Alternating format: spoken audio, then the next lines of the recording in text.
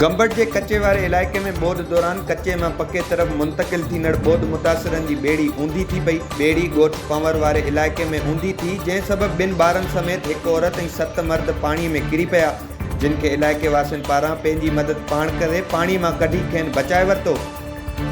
मंडियारो में mobile company जो tower बंदि हुजण ऐं नेटवर्क माई भाण जे इलाइक़े वासियुनि ऐं दुकानदारनि पारां एहतिजाजी मुज़ाहिरो कयो वियो। उन मौक़े ते लाल बख्श सोलंकी ऐं ॿियनि चयो त ख़ानगी सिम जे नेटवर्क न हुजण सबबि असीं सख़्त ॾुखियाईनि खे मुंहुं ॾेई रहिया आहियूं। उन्हनि इख़्तियारियुनि खां मुतालबो कयो त टावर इंतिज़ामिया ख़िलाफ़ सख़्त क़ानूनी क़दम खयां वञनि।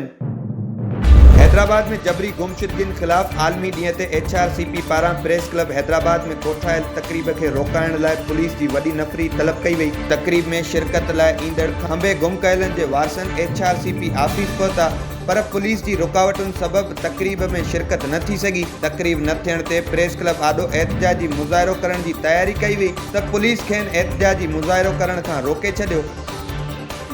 सिंध में वधंदड़ बदअमनी ऐं क़बीलाई झेड़नि समेत चोरी, कब्ज़नि ऐं ज़बरदस्ती मज़हब मटाइण ख़िलाफ़ सखर में क़ौमपरस्त अॻुवाणनि पारां हाकी ग्राउंड खां घंटाघर ताईं एहतिजाजी रैली कढी धरणो हयो वियो। उन मौक़े ते अॻुवाणनि चयो त लाड़काणू, सखर, कशमोर, कंदकोट समेत सॼी सिंध बदअमनी जी बाहि में ॿरी रही आहे।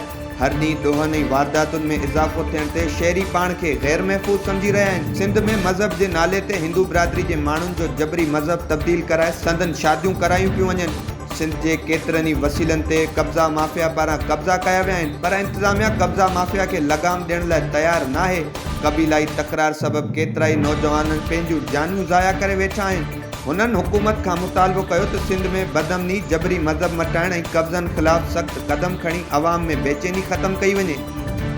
कारपोरेट फार्मिंग, बदअमनी ऐं वसीलनि ते कब्ज़नि ख़िलाफ़ GSN महाज़ पारां समूरी सिंध में 31 अगस्त ते एहतिजाजी मुज़ाहिरा कया वेंदा।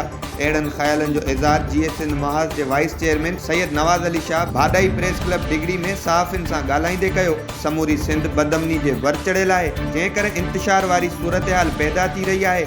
अवाम पाण खे गैर महफ़ूज़ सम्झी रही आहे। क़बीलाई झेड़नि सबबि सिंध वज़ीरिस्तान वारो ॾेख ॾेई रही आहे। सुभाणे समूरी सिंध में थींदड़ एहतिजाजनि अंदरि सिंध जी अवाम खे दावत ॾियूं था।